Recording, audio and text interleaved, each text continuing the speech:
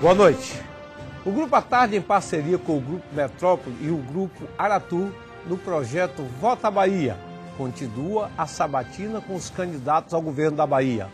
O Vota Bahia reforça o compromisso dos três grupos de comunicação de realizar uma cobertura isenta e responsável das eleições da Bahia este ano. A sabatina de hoje tem transmissão simultânea com a Rádio Metrópole e os portais à tarde, Aratu Online e Metro 1. A sabatina de hoje é com a candidata a governadora da Bahia pela coligação Um Novo Caminho para a Bahia, a senadora Lídice da Mata. Participam comigo deste debate o jornalista Biagi Talento, Jeane Borges e Patrícia França. Cada jornalista terá 1 minuto para a realização da pergunta e o candidato 2,5 minutos para responder, sendo que o jornalista tem direito de fazer uma réplica e o candidato terá mais 1 minuto para completar as suas colocações. Teremos também uma rodada de perguntas com os internautas. Boa noite, candidata. A primeira pergunta é nossa. O candidato ao governo do estado pelo PT, o senhor Rui Costa, disse que se achava confortável em pegar, pressionar prefeitos eleitos pelo seu partido, pelo PSB, porque a senhora construiu a sua trajetória nas hostes do governo do estado. Portanto, ele achava isso natural. Eu gostaria de saber como é que, num cenário desse, a senhora pretende se colocar como uma terceira via convincente para o eleitorado baiano. Boa noite, Levi. Boa noite a todos os amigos, jornalistas, e boa noite, Bahia. Eu, na verdade, acho que isso é um método da velha política, né? A nova política se relaciona justamente com a consciência do cidadão, com a mobilização das ideias e das opiniões na sociedade. Quando o PT foi eleito pela primeira vez ao governo do estado da Bahia, tinha apenas 30 prefeitos, ou um pouco menos, e ainda assim conseguiu se eleger. Quando nós falamos das coisas que interessam ao povo, da agenda do povo, e temos a possibilidade de transmitir, de chegar até a opinião pública diretamente, os prefeitos, embora sejam personalidades importantes da política, eles ficam secundarizados. E essa é a realidade de toda a eleição. Eu acho muito estranho que se diga uma coisa como essa que Rui disse, porque, na verdade, a frente política que se formou na Bahia durante muitos anos foi uma frente anticarlista, né? E assim se elegeu o primeiro governo do PT. E se elegeu com a minha participação e a participação do meu partido desde o início. Antes da convenção do PT, nós já estávamos apoiando a candidatura de Wagner. Então, na história, não existe isso. Cada partido deu a sua contribuição e nós esperamos o respeito daqueles que foram beneficiados pelo nosso apoio também, né? O PSB, embora menor do que o PT, teve um papel essencial na construção daquele primeiro momento político que elegeu pela primeira vez o PT ao governo do estado da Bahia. E depois disso apoiou de forma decisiva, deu uma contribuição grande na pasta que administrou. Portanto, eu acho isso realmente lamentável que o governo possa fazer, até porque é o exercício da velha política, como eu disse, de sempre, que através da máquina impõe a sua razão, a sua opinião. Esse tipo de apoio não é bom, não dá certo. Eu, como Rui, não confiaria nele. Mas isso não dificulta a sua trajetória como uma terceira via num cenário entre PT e DEM? Olha, eu nunca deixei de ser recebida numa cidade que é governada pelo meu partido. Eles podem, os que dizem, podem até dizer que apoiam o candidato, mas me recebem bem, eu chego na cidade, sou recebida por todos e principalmente pela população. Eu não creio que me dificulte em nada. O que me dificulta, sim, é uma estratégia de perseguição ao meu eleitor. Aí dificulta. O que dificulta é o uso da máquina pública para induzir o voto da população. O uso da máquina pública para, na troca do tempo de televisão pelo espaço no governo, também diminuir o meu tempo, ou o tempo que o meu partido teria acesso para o programa eleitoral. Essas são regras que eu creio indispensáveis a uma reforma política futura, porque nós estamos num processo de deteriorização da democracia em nosso país, de deformação do modelo político democrático. E ou se faz uma reforma política para corrigir esses erros, ou nós não vamos ter democracia consolidada no Brasil. Então eu espero que a reforma política venha. Essa campanha já faz uma reforma política quando Marina afirma que ela será candidata apenas uma vez, não irá para a reeleição, demonstrando o seu compromisso em reformar para valer. E isto é fazer uma nova política, não a velha política que tanto condenamos. Quem faz a pergunta agora é o jornalista Biagi Talento. Boa noite, candidata. Boa noite a todos. Senadora, a candidata Marina Silva tem sido meio vaga em relação a temas polêmicos.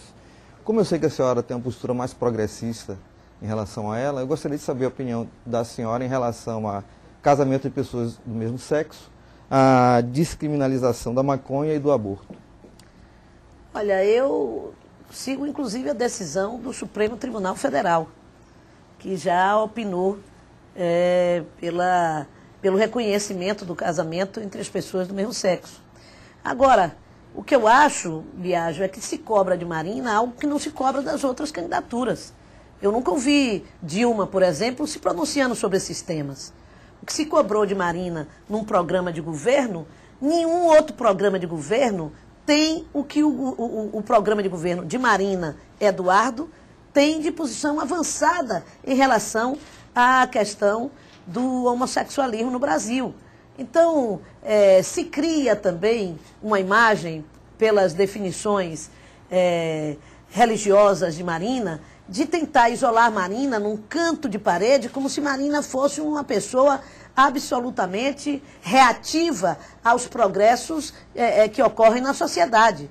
A discussão do tratamento da questão das drogas, vista principalmente sob o ângulo da saúde pública, do cuidado com as pessoas, do acolhimento daqueles que são usuários das drogas, isto é hoje uma política das igrejas cristãs, católicas ou evangélicas, que junto com o Estado têm debatido esta postura, muito mais distante de uma postura condenatória e muito mais próxima de uma postura de acolhimento junto com os governos. Então, a posição de Marina nesses temas, ela não é uma posição atrasada, ela é uma posição que se baseou na formação de opinião do conjunto, do programa do partido. Dos outros ninguém sabe, porque nunca ouvi, nem Aécio, nem Dilma falar sobre isso. Em relação ao aborto, faltou esse. Em relação ao aborto, eu acho que as mulheres que têm que ter o atendimento, chegando no hospital após um aborto, ela precisa ter o atendimento da rede pública de saúde. Nós não podemos permitir que as pessoas morram em função de ter cometido uma ação que pode, por algumas opiniões, ser uma ação condenável. A vida de uma mulher que chega após abortar, ela precisa ser protegida. A questão do aborto não é vista pelo movimento feminista como uma questão, como um planejamento familiar, uma forma de planejamento familiar. Ela é uma ação de desespero de uma mulher que, não tendo outra alternativa para criar seus filhos, no desespero, comete o aborto. Mas ela tem que receber o atendimento. Ela não pode ser presa por ter cometido. Quem faz a pergunta agora é a jornalista Jeane Bosch. Boa noite, candidata. Boa noite a todos. Candidata, o Brasil assiste a um novo escândalo de desvio de verbas públicas e prática de caixa 2 na Petrobras. Este escândalo já está sendo chamado de Mensalão 2 pela sua dimensão e importância.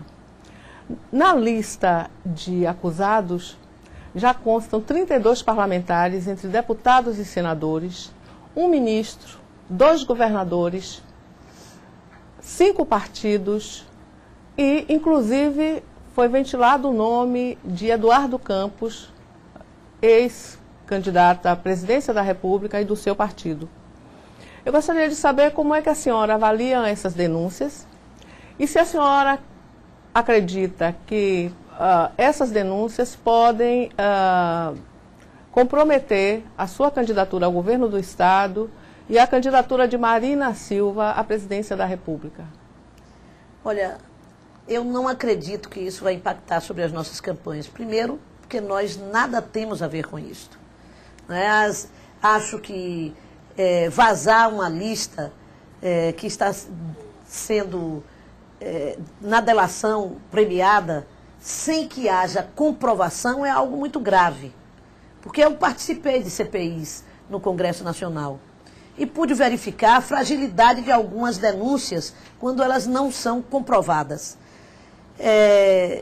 Até onde eu sei, nenhum político do meu partido está envolvido. Acho muito estranho que se coloque o nome de Eduardo, justamente aquele único que não pode se defender. Eduardo foi um defensor intransigente da CPI da Petrobras. Quero lembrar que, à época, eu estava de licença, porque fiz uma cirurgia para retirada do meu sinal na testa. E o partido me solicitou, Eduardo me pediu pessoalmente, para que eu pudesse assinar aquela CPI. Um funcionário meu saiu daqui para levar a minha assinatura a Brasília. Portanto, o Eduardo nada tinha a temer de uma CPI da Petrobras. O tempo inteiro exigiu o posicionamento do partido no sentido de investigação. E o que nós assistimos, infelizmente, é que após o desastre do avião de Eduardo, pela comoção popular, talvez ameaçadora para alguns das suas eleições, se buscou matar Eduardo a segunda vez. Já se tentou criminalizar Eduardo no episódio do avião, agora se volta a colocar Eduardo nessa questão da Petrobras. É uma tentativa, talvez, de achar que manchando a imagem de Eduardo, aquele que se tornou, para muitos, uma referência de honestidade e de competência administrativa, pudesse, dessa maneira, de alguma forma, atingir Marina. Mas isso não acontecerá. Marina é um fenômeno próprio, que tem recebido o apoio permanente da população. Eu diria que Marina é o mais novo fenômeno eleitoral do Brasil e que se coloca num momento de extrema importância, porque muitos não entendem que a democracia, um dos seus pilares é a alternância de poder. Portanto, a eleição de Marina não é uma ameaça a nada do ponto de vista do sistema democrático brasileiro. Ela significa a mudança que é aquilo que o povo brasileiro hoje deseja, que o povo da Bahia hoje deseja. Basta caminhar pelas ruas e conversar com a população. Candidata, nessa lista são citados, entre outros, o presidente do Senado, Renan Calheiros, e o presidente da Câmara Federal, Henrique Alves. Eu queria saber da senhora se essas constantes denúncias de corrupção, elas não prenunciam uma falência da ética da política no país.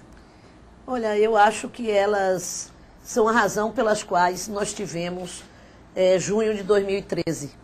As pessoas, principalmente a juventude, nas ruas, exigindo mudanças, exigindo mudanças de paradigma. Há uma crise institucional no país, há uma crise política no país, advinda justamente desse tipo de corrupção que vai chegando para o cidadão comum como algo inaceitável. É por isso que a candidatura de Marina, ela vai crescendo, porque ela representa essa nova política distanciada da ideia de que você, por estar no governo, tem um cargo político e, por ter um cargo político, pode se envolver com a corrupção e continuar impunemente. É isso que a população exige. Eu lamento muito que o Congresso Nacional, que com os seus 2 presidentes, possam estar nessa lista. Espero, como já disse antes, essa lista ninguém tem comprovação. Espero que os 2 possam provar a sua inocência e, se forem culpados, paciência, o Congresso cumprirá o seu dever. Obrigada. Quem faz a pergunta agora é a jornalista Patrícia França, lembrando que a candidata tem 2 minutos e meio para responder, depois mais 1 minuto e meio na réplica. Boa noite, candidata. Boa noite a todos. Candidata, A senhora vinha se mantendo estável na segunda posição nas pesquisas eleitorais, antes mesmo até de começar o processo eleitoral. E com o ingresso da candidata Marina Silva, como a senhora disse, um fenômeno, hoje ela empata tecnicamente com a presidente Dilma no primeiro turno e venceria no segundo turno, a senhora, mostram as últimas pesquisas, a senhora cai de posição. O candidato do PT, que estava na terceira posição, ele sobe. Na hora de se esperar que Marina alavancasse a sua candidatura? Olha, Patrícia, essas coisas não aconteceram assim, nessa cronologia. Quando Marina, o povo brasileiro desejava mudar, e as pesquisas anteriores, qualitativas, demonstravam isso. E não encontrava em nenhuma candidatura que lhe indicasse o caminho real da mudança. Quando Marina surge, as pessoas enxergam isso em Marina e buscam imediatamente dirigir sua intenção de voto a Marina. Esse é um movimento único e solto da população. Agora que as coisas vão se consolidando, aí começa a haver uma mudança de comportamento. Eu acho que nós vamos crescer e já estamos crescendo. Primeiro, nas nossas pesquisas, nós não decaímos em momento algum. Pelo que eu sei, nas pesquisas também de algum dos adversários, que me mostraram na pesquisa da BAPESP, por exemplo, também não decresci. Não é? O que há, é claro, há um volume de campanha dos adversários que vocês podem acompanhar a prestação de contas no TRE e vão ver um volume de recursos financeiros muito maior do que o volume da minha campanha. Isso leva a que a campanha chegue a lugares mais distantes do que a minha, com poucos recursos, tem capacidade de chegar. Mas, mesmo assim, eu acredito muito na consciência do povo. Eu acho que a candidatura de Marina vai impactar positivamente ao nosso favor. É claro que, existindo uma consolidação de alguma candidatura que possa incorporar mudança também em relação ao governo, porque há um desejo de mudança, pode ser que não dê tempo, por exemplo, para nós mostrarmos, com o pouco tempo de televisão que temos, essa unidade entre nós e Marina. Mas acho muito difícil isso acontecer. Primeiro, porque não dá para imaginar que uma política tradicional e conservadora, como a do DEM, possa representar para o eleitor alguma relação com Marina, que significa a nova política. Nós somos a nova política na Bahia, porque nós achamos que se esgotou essa história do debate e da luta política entre DEM e PT. É chegada a hora de um novo caminho e é isso que o povo quer. Nessa reta final, então, da campanha, a tendência é a senhora colar mais no fenômeno Marina? Colar mais porque, naturalmente, o nosso partido se destacará nesse processo. Marina esteve agora embrumado, por exemplo. Foi uma coisa que eu nunca vi acontecer. Em Vitória da Conquista também foi algo muito forte. E os nossos comícios foram comícios densos, políticos, de debate político, coisa que, ultimamente, nos últimos 10, 12 anos, eu não estava vendo mais acontecer. E a presença de Marina na política está obrigando isto. É isso que eu digo, a presença de Marina na política está obrigando a uma reforma do fazer político. Nós tínhamos a presença de gente nos comícios, antigamente, quando podia ter show. Depois, quando tivemos a presença de Lula, que ele em si já era um showman, né? Um homem com a liderança política extraordinária. Mas com Marina é uma liderança tranquila, é uma liderança consciente, é uma liderança que se contrapõe ao modelo atual, com uma firmeza de uma mulher que fragilmente se coloca do ponto de vista físico, mas com a firmeza de ideias que é tão mobilizadora, tão capaz. O comício de Brumado fazia silêncio total quando as pessoas falavam. Então, eu estou reencontrando a política na Bahia e no Brasil neste momento dessa eleição. Eu que já estava achando que nós estávamos na Bahia com a falência da política no processo eleitoral. Vamos agora a uma rodada de perguntas feita pelos internautas. Lembrando, a sabatina de hoje tem transmissão simultânea da Rádio Metrópole e dos portais À Tarde, Aratu Online e Metro 1. Nós temos duas perguntas selecionadas pela produção, feitas pelos nossos internautas. A primeira delas é de André Monteiro sobre transportes. Diz ele: De acordo com os planos do governo do estado, haverá implantação do VLT do subúrbio até o comércio, com futura ligação subterrânea com a Estação da Lapa. Gostaria de saber a sua proposta para a região, visto que, atualmente, as áreas citadas apresentam grande fluxo de pessoas e são bastante afetadas pela ausência de transporte público de qualidade. Olha, André, se não me engano é esse o nome dele. Eu sou defensora do metrô, sim, do transporte de massa, de qualidade, de VLT. Acho que nós precisamos de um transporte, de uma política de transporte metropolitana na Bahia. Não apenas transporte, como saúde, como educação. Tudo isso tem que ser pensado do ponto de vista metropolitano, a partir de Salvador como líder de uma região metropolitana de grandes cidades do estado, onde há uma concentração muito grande de população urbana. Portanto, eu defendo esse projeto, mas acho que nós temos que ir adequando a realidade e a capacidade do Estado e do governo federal de pagamento. Esses são projetos que todos têm financiamento do governo federal. Eu acho que nós precisamos ter uma integração imediata do metrô de Salvador, dar prosseguimento ao projeto do metrô de Salvador, se estendendo por Cajazeiras, se estendendo pela região metropolitana, ligando-se à VLT e ligando-se também à BRT, porque nós precisamos de um sistema multimodal, de um sistema que se integre, que de ônibus eu, com a mesma passagem, possa entrar no metrô, sair do metrô, pegar um VLT. É assim que se pensa modernamente o sistema de transporte no Brasil. Infelizmente, nós demoramos muito tempo para ver implantado o metrô em Salvador. Estamos atrasados em relação a diversas outras capitais brasileiras. Eu acredito que, a partir de agora, nós possamos pensar num projeto mais voltado para uma política metropolitana. Recentemente, o governo do estado criou uma empresa, algum órgão para cuidar, acho que tardiamente, já que eu penso que é necessário termos o estabelecimento de ou uma empresa de desenvolvimento ou uma instituição que trate do planejamento metropolitano de Salvador e de toda a região.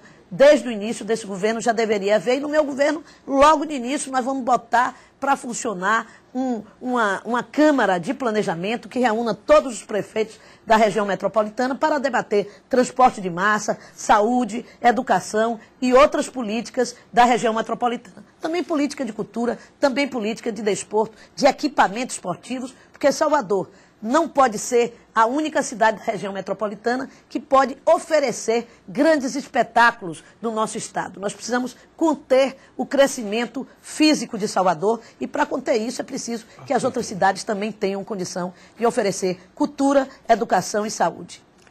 A pergunta agora é de Adilton Lopes da Silva, e o assunto é turismo, um assunto que a senhora gosta muito. É triste ver a situação da cultura regional na Bahia. Uma prova disso é a situação em que o Pelourinho se encontra, sem a devida preservação e a devida atenção por parte do poder público. O resultado é a queda do turismo na Bahia. Qual a sua proposta para alavancar o turismo do estado e para o Pelourinho, bem material tombado pela Unesco que está definhando há alguns anos? Olha, primeiro eu acho que nós temos que acabar com esta velha política, que é a história de que aquilo que foi feito pelo meu antecessor não pode receber prestígio, nem obras novas, nem conservação. Essa era a política do passado e que, infelizmente, nós vimos isso se repetir no que diz respeito ao Pelourinho. O Pelourinho é um patrimônio da humanidade. Além de ser um bairro, é um patrimônio da humanidade que o Estado da Bahia tem a responsabilidade de cuidar. E no meu governo farei isto, porque reconheço a sua importância para a cidade do Salvador. O Pelourinho já teve 11, 12 mil habitantes. Hoje tem 6 mil habitantes, com o retorno de uma população que foi desalojada de lá e que retorna completamente empobrecida e em situação de grande degradação de vida. Portanto, nós temos que ter realmente equipamentos e ter dinamismo econômico para o Pelourinho, para que as pessoas possam residir no Pelourinho. O Pelourinho não pode ser um presépio apenas. Ele tem que ser um bairro, mas ele tem que também ter investimento num equipamento já existente para valorizar a cidade de Salvador, porque ele nos diferencia das outras cidades do ponto de vista da atração turística. Nós não somos apenas um turismo de praia, de litoral. Nós temos aqui uma cultura rica que está sintetizada no seu centro histórico, que é o Pelourinho. Além disso, eu não concordo que a Bahia tenha tido queda no turismo. Não teve.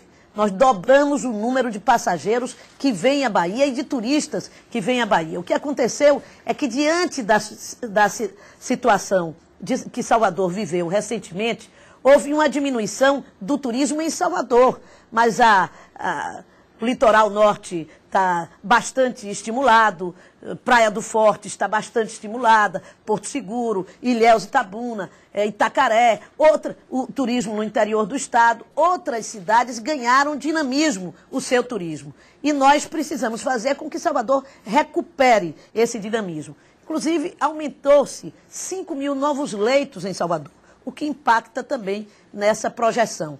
Eu vou ser uma governadora que vou colocar o turismo como marco estratégico no desenvolvimento econômico do estado da Bahia. Voltamos com as perguntas dos jornalistas. Lembrando mais uma vez que a sabatina de hoje tem a transmissão simultânea da Rádio Metrópole e dos portais À Tarde, Aratu Online e Metro 1. Patrícia França, por favor. Candidata, na semana passada, a propaganda da candidata Dilma Rousseff comparou a candidata Marina Silva, a Jânio Quadros e ao ex-presidente Fernando Collor. 2 presidentes que não concluíram seus mandatos. Jânio renunciou e Collor sofreu impeachment por corrupção. Na sequência, o governador do Ceará, Cid Gomes, que era do PSB até recentemente, hoje está no PROS, disse que se Marina for eleita presidente, não fica 2 anos do governo, será deposta. O candidato Tucano Aécio Neves tem alertado também na sua propaganda sobre o risco de se eleger uma candidata sem experiência. Como é que a senhora está vendo esses ataques, esses verdadeiros ataques à candidata do seu partido? Eu estou vendo, como todos os eleitores, que se ataca para se impedir que ela ganhe e justamente pela possibilidade real que ela tem de ganhar esta eleição. Sobre essa história de atemorizar as pessoas. O PT viveu isso no passado. O PT lutou contra aquilo que se propagandeou contra a eleição de Lula. E para mim é muita surpresa que agora use do mesmo mecanismo, né? Que o medo possa vencer a esperança. Não vencerá. O povo brasileiro aposta e quer ter esperança e sonhar com um Brasil melhor. Essa história de dizer que Marina não tem experiência administrativa, assim também não tinha Fernando Henrique Cardoso, assim também não tinha Luiz Inácio Lula da Silva. O povo brasileiro escolhe líderes para governar o Brasil, não gerentes, não gerentes. Quando se deu a ideia de que Dilma era a chamada gerentona, o que terminou foi uma grande frustração da opinião pública e popular. Então, na verdade, é preciso entender nessa eleição que Marina é uma mulher que foi fundadora do PT, nasceu no período do heroísmo do PT, que lá na mata, dentro da selva, enfrentava os poderes econômicos mais devastadores e cruéis, que matavam pessoas, que assassinaram Chico Mendes. Marina era do PT heróico. Quando Marina sai do PT, com toda a sua história de vida, de uma mulher que aos 16 anos foi alfabetizada no Mobral, pobre, muito pobre, e que consegue chegar à universidade, é professora universitária de história e de psicopedagogia, estudos psicanalíticos, aí você vê sobre Marina a tentativa de demonização, de transformá-la numa mulher que não tem história. E quando ela era do PT, ela não pensava o que pensava hoje? Ela não tinha a história que tinha? De repente, porque se lança de maneira independente e passa a ser uma alternativa para o povo, aí ela é perigosa? Olha, eu acho que isso as pessoas não acreditam mais. É preciso novamente relembrar. O medo venceu a esperança uma vez e vai vencer 2, vai vencer 3, porque o povo tem o desejo de mudança, de alternância de poder. E o Brasil escolheu o caminho da democracia, mesmo aqueles que não se conformam com isso vão ter que aceitar. Não há ameaça nenhuma a Marina governar o Brasil. Será uma pessoa escolhida pelo povo brasileiro como os outros foram. Se prosseguir essa campanha, né? A campanha do PT fala inclusive em Salvador da Pátria. A senhora acha que se prosseguir essa campanha, isso não tem risco da candidata reverter aí o fato dela estar à frente das pesquisas? Eu acho difícil, agora risco óbvio, mas acho difícil. Essas comparações com Collor são absolutamente desprovidas de qualquer relação. Collor foi governador, era um homem da velha política, rico, não é? E que prometia acabar com os marajás no Brasil. Marina não diz nada disso. Ela apenas recoloca a política no lugar da política e fala de uma nova política, de uma política que não seja capaz de conviver com tudo que a gente conviveu recentemente e que prometíamos diferente. Então, eu creio que Marina é uma mulher antenada com o futuro do Brasil, com a juventude do Brasil, com a linguagem moderna das redes sociais, digitalizada, com o mundo que está na política muito analógico, enquanto a sociedade está em tempo digital. É isso que Marina é. Marina reposiciona o Brasil no campo da modernidade e não, diferentemente, como os outros, num campo do atraso político e de uma postura conservadora em relação ao desenvolvimento do nosso país. Marina não é nada disso que está sendo dito que ela é. É uma política que tem história política no Brasil, que pode governar o Brasil de maneira correta e que, inclusive, diz que governará com gente de todos os partidos. Obrigada, candidata. Jane, você com a palavra. Candidata, a Bahia acaba de apresentar um mau desempenho na educação.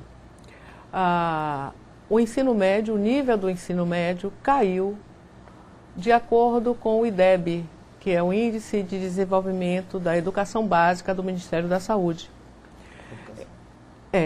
Da educação. Né? Eu gostaria de saber quais são as medidas que a senhora pretende adotar, se eleita, para reverter esse quadro, e se em 4 anos de governo é possível fazer essa reversão, mudar esse cenário. Olha, eu acho que é possível. Transformando isto em prioridade de governo. Sem ser prioridade de governo, não é possível. Nós já vimos essa história. A Bahia tem uma herança maldita do tempo do DEM, né, que é essa história de nós termos os piores índices de desenvolvimento em educação. A Bahia, e essa é a velha política, de crescimento econômico sem desenvolvimento social. Nós, além de termos a luta pelo desenvolvimento social, temos o centro na educação. Esse é o centro do meu programa de governo. Dotar a escola pública da Bahia, o ensino médio, da maior rede de escola de tempo integral do Brasil.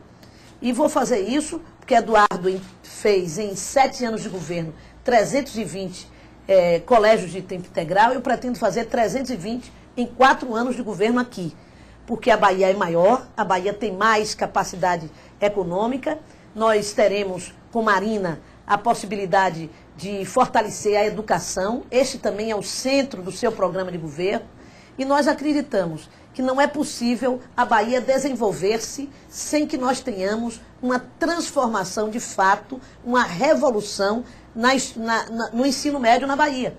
Para isso acontecer, nós precisamos de recursos. Já fizemos as contas, são 55 milhões por ano que nós gastaremos para construir 80 colégios de tempo integral. Não necessariamente construir, adaptar os colégios à possibilidade de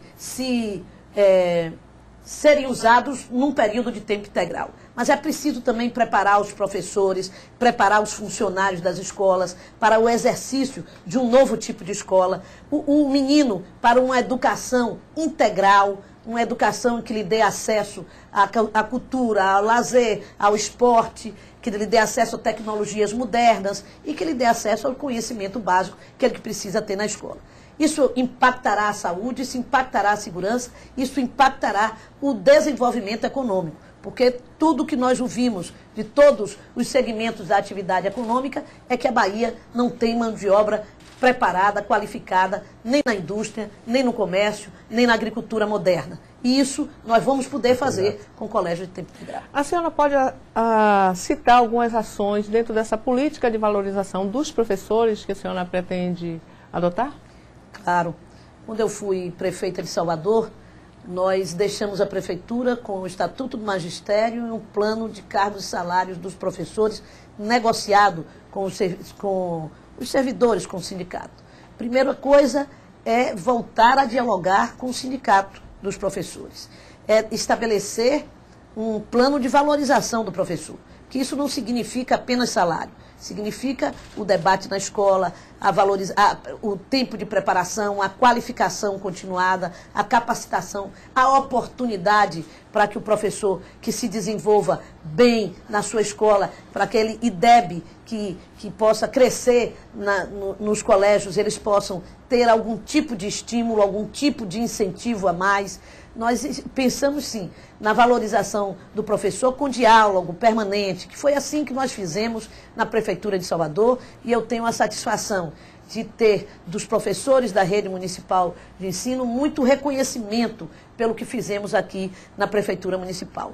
Implantamos a primeira escola de tempo, ou a primeira internet numa escola pública municipal do Brasil, aqui em Salvador, que foi a Escola do Marotinho. E demos ao professor, naquela época, um salário e uma valorização muito acima do professor do governo do Estado. Viagem, sua pergunta. Candidata, o PSB integrou o governo Wagner até o final do ano passado. O que é que o partido identificava de errado no governo Wagner quando estava lá? Olha, ninguém nunca só identifica coisas certas num governo. O fato de nós estarmos no governo não quer dizer que a gente concorde com ipsiliter e tudo que o governador faz no dia a dia, todos os dias. Nós tínhamos posições diferentes, mas nós cuidávamos da nossa parte, que era o turismo, e cuidamos muito bem. E o governo reconhece isso, e a população, os empresários do setor, aqueles que fazem a política do turismo no nosso estado também assim reconhecem. Nós, por exemplo, eu tinha a expectativa que nós pudéssemos ter uma forte rede de educação de tempo integral na Bahia, e não tivemos. Então, eu penso que demos apoio às políticas do governo, porque estávamos no governo e tínhamos a obrigação de dar. Fomos leais ao governo. O nosso partido, no entanto, decidiu sair do governo federal e sair do governo do Estado para criar uma alternativa nova para o Brasil, deixando o conforto de estar no governo. Sair de um governo é muito difícil. Você sai de cargos, você sai de estrutura para ir para um desafio. E fizemos isso porque percebemos, com a liderança de Eduardo Campos, que a política econômica que a presidente Dilma estava desenvolvendo no Brasil era uma ameaça às conquistas que foram efetivadas no tempo do presidente Lula. Todas as conquistas que são demonstradas hoje como conquistas sociais do período do governo de Lula se sentem ameaçadas ou são ameaçadas de fato quando há inflação alta, quando há juros altos, quando há crescimento baixo da economia. E Eduardo já chamava a atenção disso há muito tempo, desde o final de 2012, que ele começou a chamar a atenção do governo e da presidente da República sobre esses aspectos. E nós todos tínhamos a certeza que se nós não encontrássemos uma terceira via para representar esta necessidade de mudança da política, quem poderia ganhar era o PSDB, era a volta ao passado que nós não achamos que o povo brasileiro precise. Nós achamos que é preciso um novo caminho. O povo brasileiro já experimentou o PSDB, já experimentou o PT. Agora é a vez de uma experiência nova do PSB com uma nova política para a Bahia e para o Brasil. Mas a senhora chegava a alertar o governador para a correção de rumos? Ele era permeável a esse tipo de opinião? Eu não digo em termos de escolher o candidato, que ele não é permeável em relação a isso, né? Já que a senhora ia disputar, mas em relação à administração, ele se mostrava... O governador é um homem muito fraterno, muito capaz, eu gosto muito dele, sou sua amiga, nós conversávamos muito quando viajávamos, né? Quando viajávamos, conversávamos muito da política. Desde a campanha de Nelson Pellegrino, por exemplo, que eu comecei a falar com ele sobre questões. Falava muito com ele sobre as questões da presidente Dilma. E ele achava que isso ia se ajustar. né? Tinha preocupações, falava da necessidade dele estar mais presente em Brasília para ajudar a presidente a superar as dificuldades com o Congresso. Aí veio 2013 e aquilo que nós dizíamos se transformou numa realidade prática que surpreendeu a todos nós, porque nem eu, nem ninguém pode dizer que sabia que aquilo ia acontecer, né? Ninguém sabia e tomamos o conhecimento pela mobilização do povo nas ruas. Isso, por si só, já seria suficiente para que nós demonstrássemos uma necessidade de refletir mais. Nós, no governo, perdemos aquilo que era a marca da esquerda, que era debater, que era refletir, que era analisar com profundidade a realidade. Nós nos deixamos contaminar pelo fato de estarmos no governo e perdemos a capacidade de ter uma opinião crítica sobre nós mesmos. É hora de fazer autocrítica e de ter uma nova proposta para o Brasil, porque os segmentos de esquerda não podem entregar ao passado a Bahia. Candidata, vamos fazer nossa última pergunta. Todas as pesquisas feitas pelos partidos políticos para balizar suas campanhas mostram que a segurança pública assumiu um nível de preocupação nunca antes alcançado.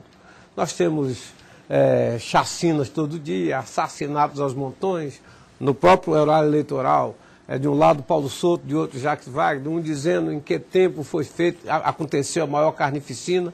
A senhora tem conversado sobre essa situação com Marina Silva e o que é que a senhora pretenderia fazer pela Bahia, numa e noutra circunstância, com o governo federal e estadual, para atender esse tipo de situação que nós estamos vivendo?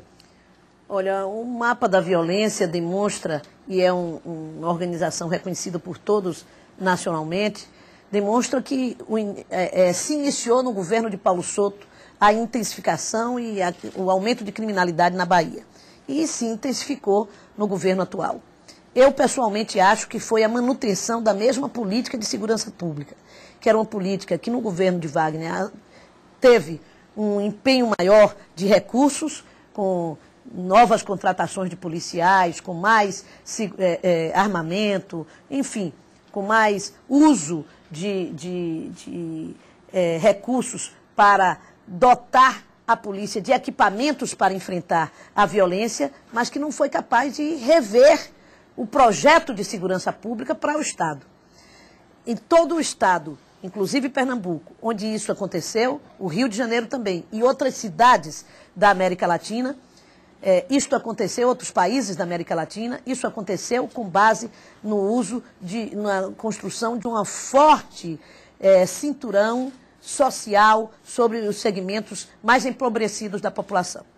O mapa da violência demonstra que a morte violenta está na periferia das grandes cidades, numa população negra, de jovens negros, que são vítimas da violência dos dois lados. O policial jovem negro, que é morto pelo bandido, e o bandido também jovem negro. Portanto, está claro que é preciso ter uma política que atue nestas áreas para dar segurança social e oportunidade à juventude negra do nosso país, pobre, que está fora da escola, que está fora do trabalho e que está, portanto, vulnerável à ação da criminalidade. Está claro, e os movimentos nacionais demonstram, que a polícia hoje, ela se recicla, ela está buscando novos caminhos e nova organização para se democratizar, para se construir como uma polícia cidadã, com uma política pela paz. Nós precisamos juntar esses movimentos todos e criar na Bahia, para valer de verdade, o Pacto pela Vida, que foi responsável pela diminuição em 7 anos de governo e 40% da criminalidade em Pernambuco. Vamos fazer isto na Bahia, mudar a política de segurança para uma política de proteção ao cidadão. A senhora tem conversado isso com Marina Silva? Conversei com Marina, inclusive no último governo, ou no último comício. Ela falou nos 2 comícios sobre isso, da sua disposição, de juntamente com os governos do Estado, ela assumir pessoalmente a presidência da República, a responsabilidade da política de segurança no Brasil. Ela reconhece que não é possível deixar apenas a cargo dos governos estaduais a responsabilidade de um quadro tão grave de segurança pública em nosso Estado, em nosso país. E está disposta a financiar uma nova política de segurança pública, a rediscutir a situação das polícias nos estados e também discutindo isso de maneira global, entendendo também o papel dos municípios, dos grandes municípios, das guardas municipais, na formação de um novo sistema de segurança pública para o Brasil. O papel da Polícia Federal, o papel da proteção das nossas fronteiras, mas também o papel da Polícia Federal em assumir, junto com as polícias civil, militar, as guardas municipais, um novo tipo de segurança pública no país. Convidando também a Justiça a participar disso. Né? No caso da Bahia, o Tribunal de Justiça, o Ministério Público, a Defensoria Pública, precisam se tornar parceiros de uma política de segurança para construir conosco uma verdadeira força-tarefa de combate ao crime e de diminuição da criminalidade em nosso Estado. Senadora, a senhora tem 1 minuto para as suas considerações finais. Eu quero agradecer aos 3 canais e os 3 meios de comunicação, a Tarde, a Metrópole, a TV Aratu, o SBT, que nos oportunizou esse momento. Agradecer aos jornalistas dos mais competentes do nosso Estado, que fizeram essa sabatina dura comigo, e agradecer a atenção do cidadão que nos ouve e nos vê, dizendo que eu quero ser a primeira mulher a governar o nosso Estado.